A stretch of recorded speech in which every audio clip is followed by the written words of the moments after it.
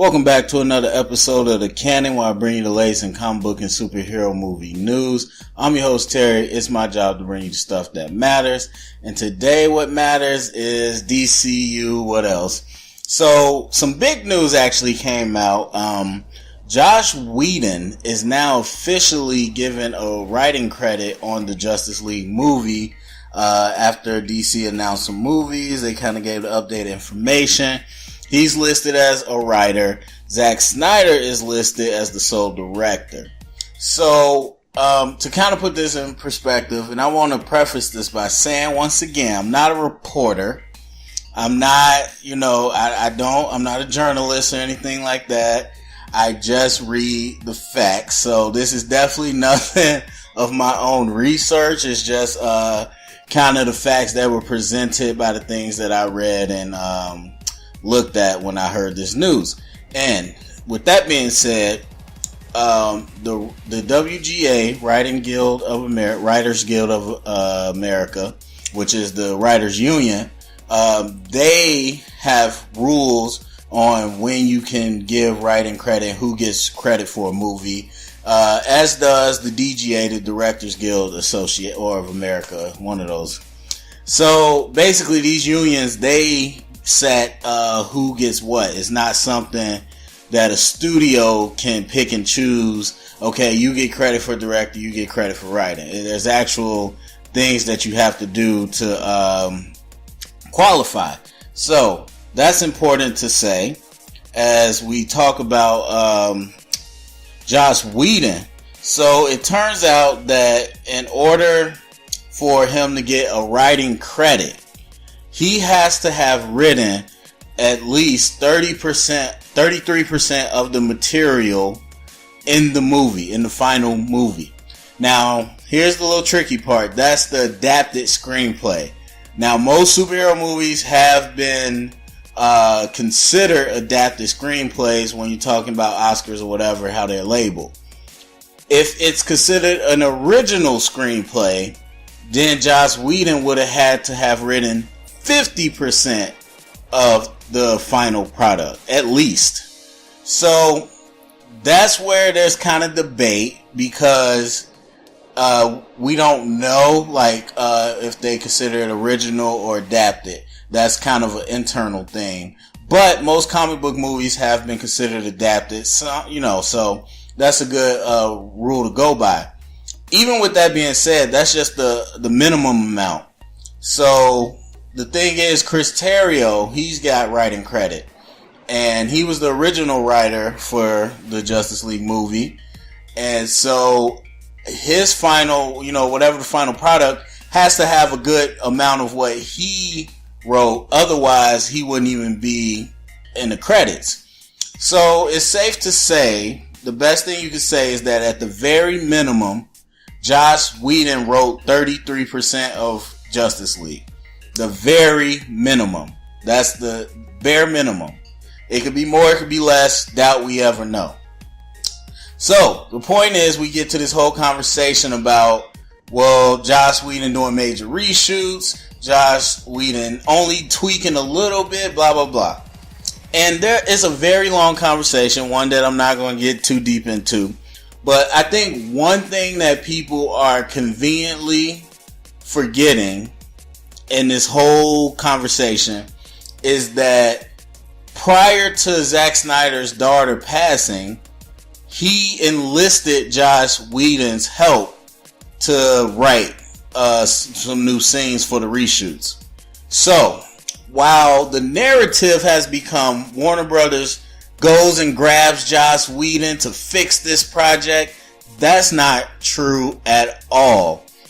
Zack Snyder reached out to Joss Whedon in the first place to help him write scenes and write script, dialogue for the reshoots.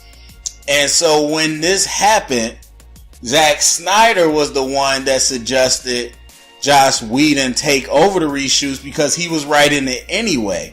So while the amount that he has rewritten in the final scenes is kind of worth noting, people are kind of blowing this out of proportion because he was already writing. So, I mean, you got people all over the place with this story. I heard people say, well, Whedon was already in, and the Zack Snyder's tragedy is a way where they kind of announced it and they made it look good, and all this other stuff. That's just false.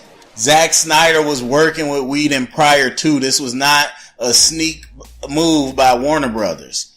So that's number one. Number two, and the final thing that I could say, is that this whole idea of him fixing the unwatchable version that Zack Snyder had is pissing me off. And I've said it before, but I'll say it again. Zack Snyder, the quote about Zack Snyder's cut that was unwatchable was referring to an early screening after principal photography, meaning no finished audio, no music, no score, no finished visual effects, nothing.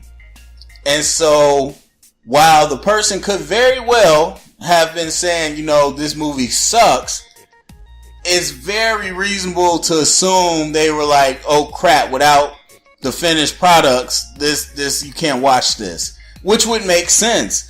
If you watch almost any movie in before post-production, it would be very unwatchable, especially a superhero movie with CGI. So, take that with a grain of salt, but people are running around with that like Joss Whedon the savior, blah blah blah. Zack Snyder's version was unwatchable. Bullcrap. All the trailers, all the images, everything you saw has been Zack Snyder. Because before Joss Whedon took over, that footage was already shot. So all the stuff you've been seeing is Zack Snyder.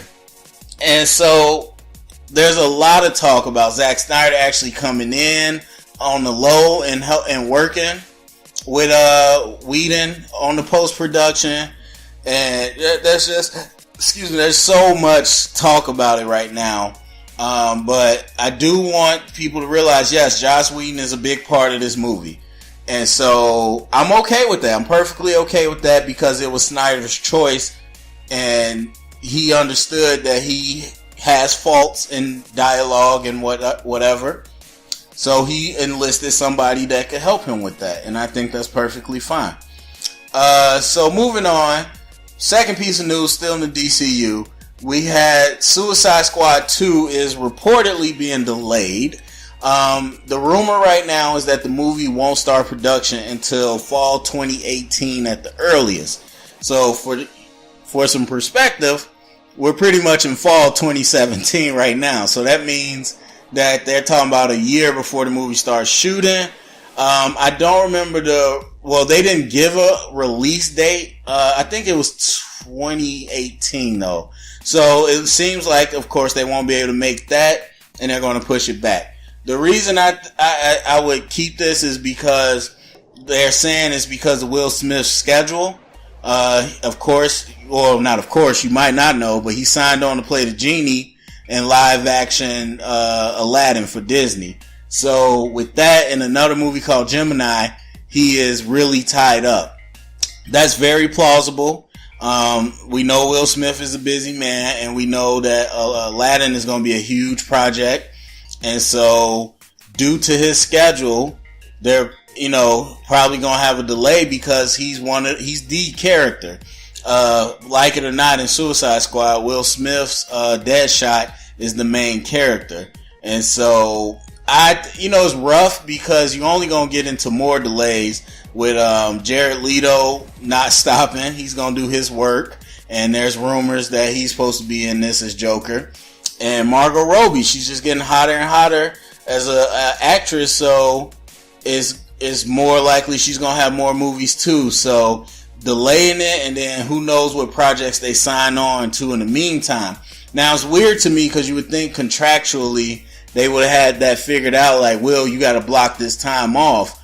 But that signifies to me that Suicide Squad 2 wasn't official until recently, and so he signed on with these other movies, and now that they're moving forward with Suicide Squad 2, the schedules don't match up. So that's a little sucky, but I'm okay with that because I think they need to figure out what they're doing with Joker and Harley Quinn. I think it's a little too all over the place. I'm not sure why Suicide Squad 2 was such a big priority, especially when they don't have a director nailed down. So it'll be interesting to see.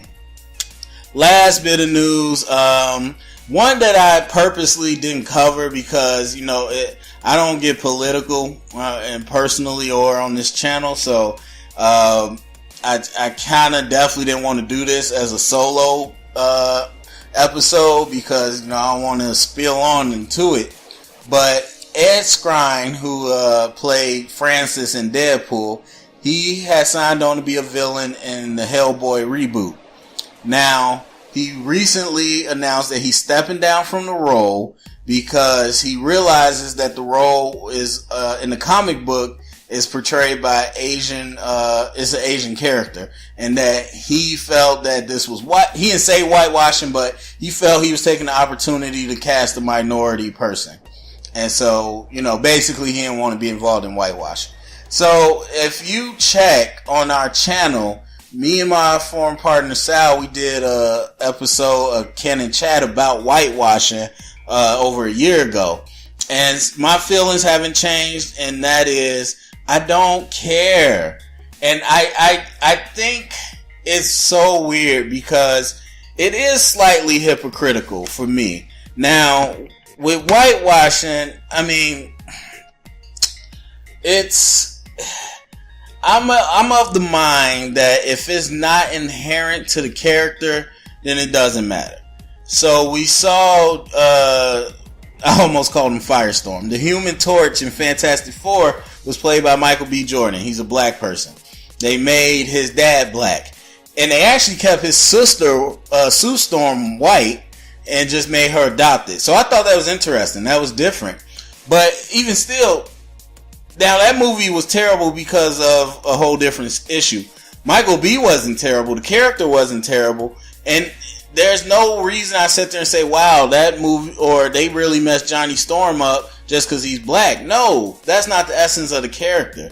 And so if you can accept that, and we can accept, the Ancient One and Doctor Strange, we can accept turning her to a Celtic white lady, and we can accept all these other things, then how is it that we can't accept somebody being a white male? It seems like if it's a white male, it's a problem. If they go gender bender, it's cool. If they go minority, it's cool. But if you make it a white male, it's a problem. Because I would understand if he was just like any role. I feel like this character or this opportunity could be given to somebody. Okay, fine. But he specifically said, let's cast somebody that sticks to the character in the comics. Well, if that's the case, then, and a lot of people would apply to him. So if that's the case, a lot of these roles need to be changed back, or never changed, because a lot of times they're white males or whatever. And my thing is, let's stop trying to change the products that we have now. Like, okay, we want diversity, make him black. No, make Batman black. No, Batman's white. They made him that way. Whatever, for whatever reason, they made him that way. And so the same thing with this character. This character's Asian. For whatever reason, they made him that way. So if you want to say keep his character, his ethnicity, then we need to keep all characters' ethnicity. And my thing is, stop changing the current products and make new products. They made Black Panther. They made Static Shock. They made Luke Cage.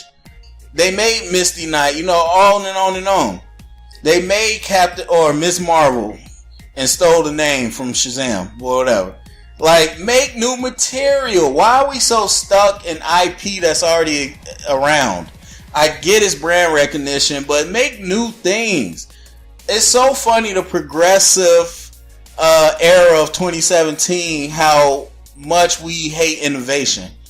And it's like, dude, make something new then. Make some new products for these people to be represented, instead of trying to take over what's already there and then complain in one instance when it's changed and not complain in the other. So anyway, I don't want to get into that too long.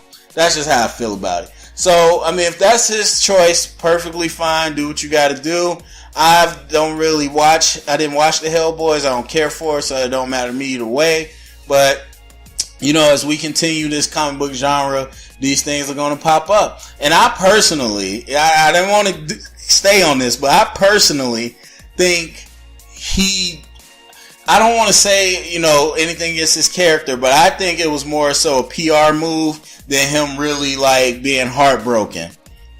So, I think they got backlash, and they said, yo, you know what, instead of dealing with this for, you know, a movie that's just, okay, we don't know what Hellboy's gonna do. Let's go ahead and just bite the loss and win fans and all this support by putting out a great statement. His statement was great, but it screams like somebody wrote it. Now, I don't know him. He could have wrote it himself. I'm just saying that's how it came off to me. Because this isn't an MCU movie. This isn't a Justice League. Like, screw Hellboy. Let's drop this role. Put out a great statement. Get great PR. That's what I think. Anyway. Alright, so that is it for this episode. Go to the comment section. Let me know what you think about Justice League Joss Whedon. Let me know what you think about Suicide Squad 2. Is it still going to happen? Like, thumbs up, subscribe, and if you heard it here, it's official canon.